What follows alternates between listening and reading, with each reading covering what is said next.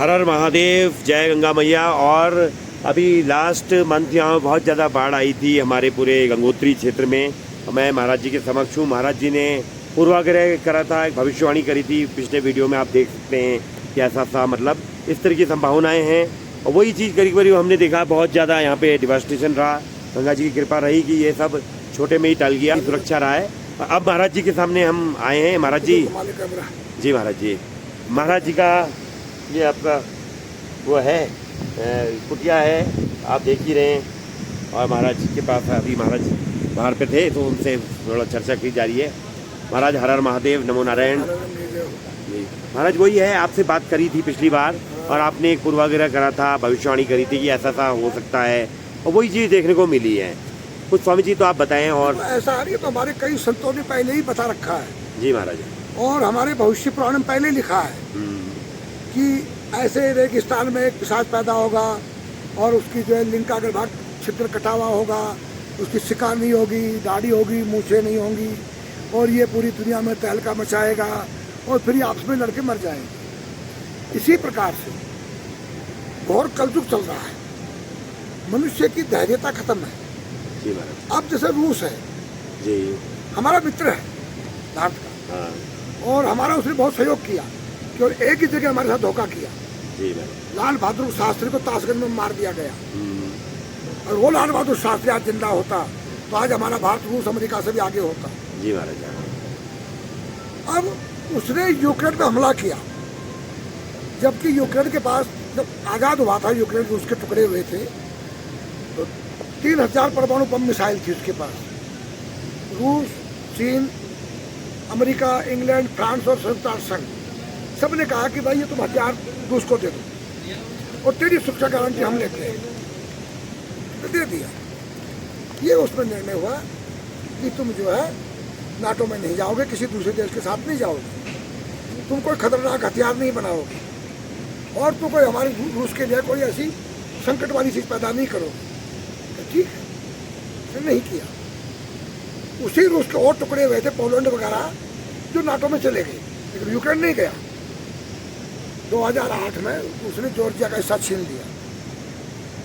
इसने कहा अरे मैंने क्या हल्ला करते हो यार, इतनी जगह पड़ी है, थोड़ा तो लिया जाने दो, कोई बात नहीं। कुछ नहीं बोला। 2014 में क्रिमिया छीन लिया, तब बोला। उसके बाद उसका और हिस्सा छीनता गया, तो तू उसकी प्रभुसत्ता को तो तू चैलेंज दे रहा है, कब्जा कर रहा है, और तेरे अगर वो घुस रहा है तो कह रहा मेरी प्रभुसत्ता पर हमला हो गया, आक्रमण हो गया। तो ऐसा थोड़ी होता है, तू परमाणु बम की धमकी देगा, तो वो भी खत्म करेगा, तेरे परमाणु बम तेरे को फोड़ देगा, और एक बार फूटने के बाद पूरी विश्व में जो है तहलका मचेगा। 7 अक्टूबर को हमास वालों ने इजराइल के बच्चे महिलाओं से दुर्व्यवहार क्यों जी महाराज, आपने भी यहाँ ये बताया था लास्ट। उस समय दुनिया चुप थी। जी, आज इजराइल इनको मार रहा है, तोड़ रहा है, चाहे बच्चा महिला कुछ मरे, तो तुम उनको संरक्षक कर रहे हो, तुम अपने घरों में छुपा रहे हो उनको, तो तुम चिल्ला रहे हो। इजराइल के पास करीबन 200 परमाणु बम है। अगर वो 10 परमाणु बम इन पर फेंक देगा, उनका नामो निशान मिट जाएगा। क्यों? कि भाई अब जब उसके ऊपर हमला हो रहा है और वो मरने जा रहा है, तो मरता क्या नहीं करता, पटाखे के लिए थोड़ी रखा है पटाखे। ये भारत ने बनाया है, पाकिस्तान ने बनाया है। आज इन नदियों के अंदर सबने गंदगी डालना चालू कर दिया जी, इसलिए गंगाएं जो है ये विकराल रूप धारण कर रही है। बहुत ज़्यादा। क्योंकि गंगा पहले कहाँ तक थी, लोगों ने उसको अतिक्रमण करके अपने आश्रम बना लिए। ये मेरी कुटिया भी गंगा जी के अंदर ही है। मैं ये नहीं कहता कि मेरी गंगा जी में नहीं है, ये भी गंगा जी के अंदर है, कभी गंगा जी रही है।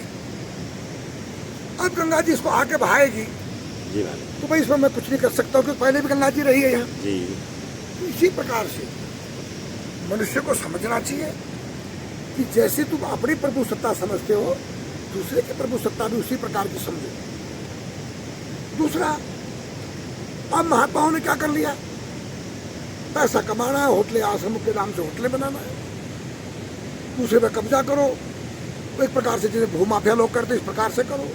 आज ब्राह्मण क्या कर रहे हैं, होटलें चला रहे हैं, दुकानें चला रहे हैं, जबकि ब्राह्मण का काम तो पढ़ो, बनाओ, विद्या अध्ययन करो, विद्या दान दो, विद्या ग्रहण करो। दुकानदारी तो वैश्या काम था, सेवा करना शूद्र काम था, क्षत्रिय काम था रक्षा करना। आज सब अपने अपने धर्म से विमुख हो रहे हैं, जी महाराज। विमुख हो रहे हैं। उसका कारण क्या है? दुनिया में हाई हाई मची है, तबाही मची है। अब नेता लोग अपने स्वार्थ के लिए झूठ बोलो, पखंड बोलो, कुछ भी बोलो, सत्ता हमारी आए, देश को लूट दो। इन नेताओं की सन 47 अभी तक की सीबीआई जांच हो कि तुम्हारे पास प्रॉपर्टी आई कहां से, कोई बोल के राजी नहीं। आज क्या हो रहा है? भ्रष्टाचार। ये टाइलें बिछ रही है, 38 साल टाइल बिछती है, हर 4 साल टाइल बिछती है। ये काम और का सरकारी प्लस्तर ढंग से नहीं हुआ, पास कर दिया गया। उनका रंग पेंट नहीं हुआ, जब से बनाया आज तक इधर वाली खबरों पर रंग पेंट तक नहीं हुआ, पास हो गए। ऐसा सरकारी काम है। अब क्या हो रहा है? बंदोबस्त हो रहा है गंगोत्री का। जी महाराज, हाँ सुना मैंने। अब बंदोबस्त हो रहा तो कितना समय लगेगा? नक्शा बन रहा है, नाम लिख रहे हैं। अब पैसा देंगे उनके नाम हो जाएगा, जो नहीं देंगे उनका नाम नहीं होगा। उनको हवा भी नहीं लगने देंगे। मेरी कुटा किसी और के नाम कर दिया जाएगा।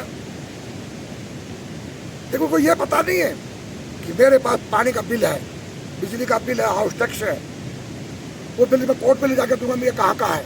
जी महाराज ने बहुत बड़ी बात कही आपने। हाँ। इससे कोई गलत नहीं होगा। गलत करो, वो जवाब देगा। अधिकारी जो आए उनको निपवा लेंगे वो।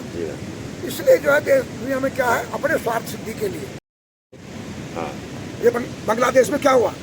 जी महाराज बहुत बड़ी। हाँ, ये आरक्षण के ऊपर आंदोलन हुआ। जी महाराज। हाँ, फिर हिंदुओं को क्यों मारा जाएगा? उनके घरों क्यों लूटा? हाँ, क्यों महिलाओं की बेइज्जती करी उनके साथ व्यवहार किया गया? क्यों मंदिरों को जलाया गया? उनका तो आरक्षण से कोई लेना देना नहीं था। इस टाइम तो भारत को अपनी सेना उतार देना चाहिए था।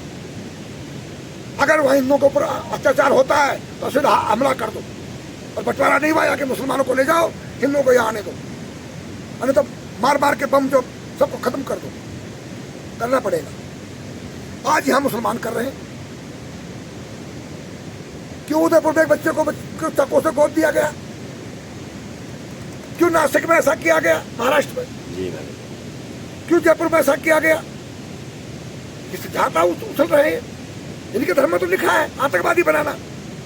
कुरान पढ़ लो, हमारे यहाँ नहीं लिखा है। हमारा सनातन तो कहता है हाँ, कि विश्व का कल्याण हो। बिल्कुल। या हिंदू या मुसलमान सिख एक जाति का नहीं, ना ना महाराज, प्रत्येक प्राणी मात्र में जो सद्भावना प्रार्थना होती है। हम तो ये प्रार्थना मंगल कामना करते हैं। हम तो पूरे विश्व को बड़ा कुटुंब मानते हैं। ये लोग थोड़ी मानते हैं। इनको तो कुरान में लिखा है। हम वो आयत निकाल के दिखा सकते हैं कुरान से कि जो अल्लाह को नहीं मानता है वो काफिर है, उस वक्त मार दो उसको। जी महाराज। हाँ, तो ये तो एक अपने को ही बड़ा मानते हैं, हम तो पूरे विश्व को मानते हैं ना। जी महाराज। हाँ, इसलिए जो है कि दुनिया में ये हाहाकार होने का कारण यही है कि अब इनका अंत आ रहा है। जी। अगर अभी भी हमारे सनातन वाले एक जागरूकता नहीं होंगी, जी, अगर जातियों में बटेंगे, ये सब कटेंगे, मरे जाएंगे। जो पाकिस्तान में हुआ, बांग्लादेश में हुआ, अफगानिस्तान में हुआ, रंगून बर्मा में हुआ, पूरा कहाँ तक हमारा भारत था आज से 2000 वर्ष पहले। चीन का नामो निशान नहीं था। ये चीन हमारा था, हमारा चिनार देश था हिंदू सनातन का। ये तिब्बत और पूरा हिमाचल और कश्मीर और आगे तुम्हारे अफगानिस्तान, ये पूरा इलाका हमारे पास था। ऐसे सब फूट डालते गए। तू तो यादव है, तू तो जाट है, तू गुर्जर है, तू ठाकुर है, तू ब्राह्मण है, बिल्कुल महाराज। तू जातियों में CSC बढ़ गया है, महाराज। तू ST है। फूट डाल दिया गया। तो ये राजनेता लड़ा रहे हैं। जी। जनता को समझना चाहिए कि एक होकर काम करो, एक संगठन रखो। हाँ, कोई समस्या है वो लड़ने से सुलभ नहीं होती है, बैठ के विचार विमर्श से सुलभ होता है। लड़ने से तो क्या है, एक का सिर फूटेगा, एक का टांग टूटेगा।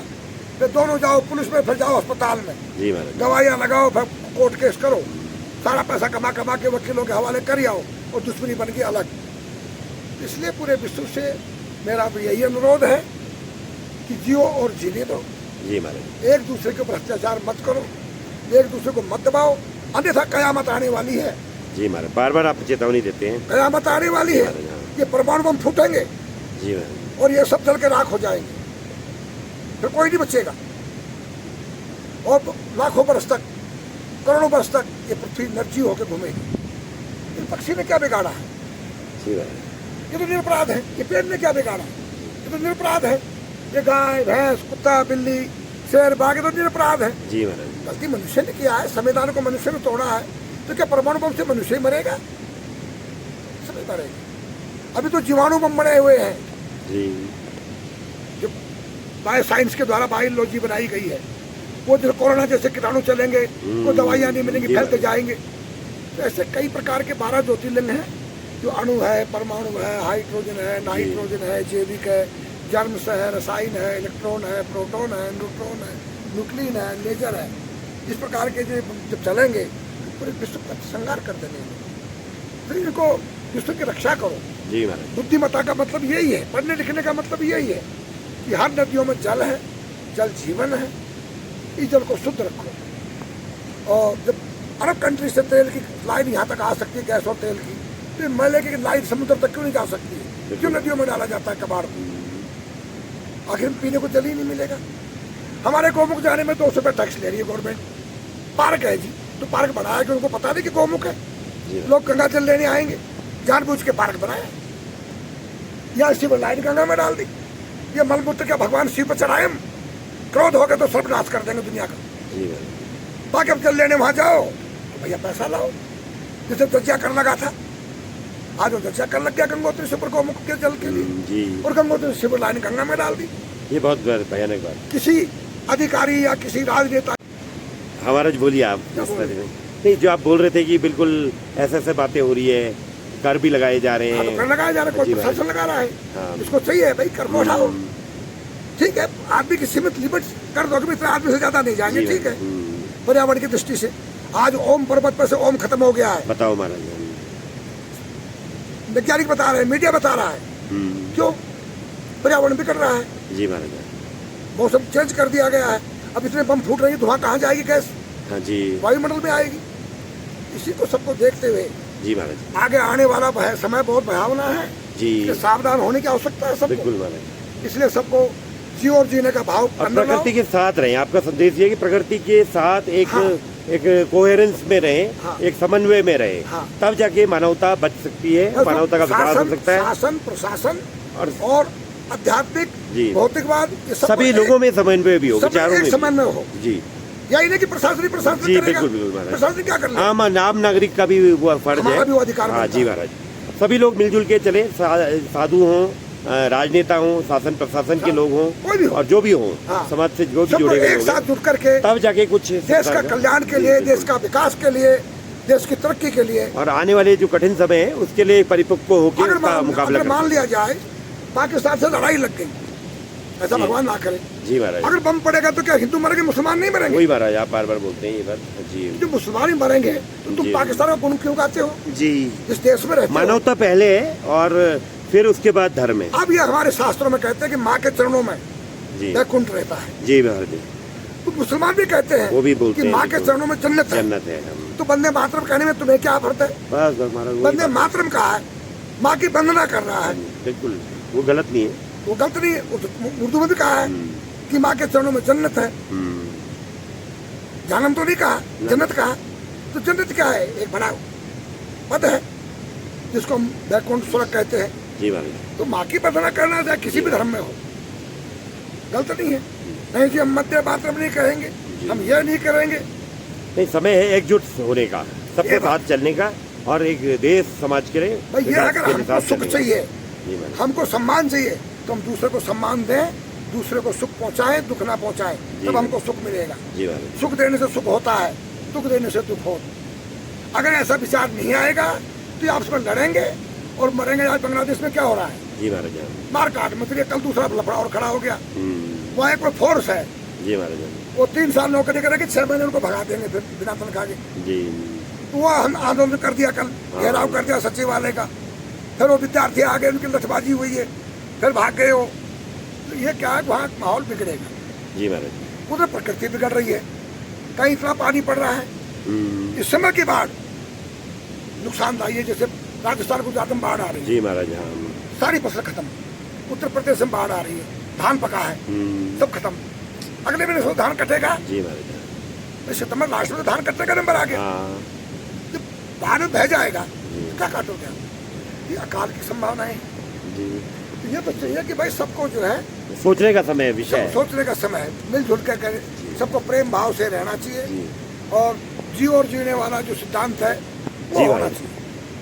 जी महाराज, तो मेरा धन्यवाद। तो यही अनुरोध है भाई जी सब महाराज। जनता से और पूरे विश्व से जी महाराज, कि बिल्कुल। जियो और जीने दो, जी और सबको एक साथ, अगर भारत का विकास करना है हमको तो एक मोदी पे ही नहीं छोड़ना है या जी, विपक्ष बिल्कुल। पे ही नहीं छोड़ना है, बिल्कुल बिल्कुल सरकार और विपक्ष बिल्कुल, और जनता और साथ में जनता भी। और आध्यात्मिक वाले संत, बिल्कुल स्वामी जी। सबको एक मिलना पड़ेगा। संत चाहे का इस समय बहुत इंपॉर्टेंट रोल है स्वामी जी। चाहे वो सनातन के संत हो, हाँ। चाहे इस्लाम के संत हो, बिल्कुल। चाहे वो सिख धर्म के संत हो, जी। चाहे वो ईसाई धर्म के संत हो, सबको एक साथ रहना होगा जी महाराज, और एक साथ मिल करके उस बात को आगे बढ़ाना होगा। बहुत ही अच्छा संदेश महाराज गंगोत्री के इस महातीर्थ से। धन्यवाद स्वामी जी, प्रणाम।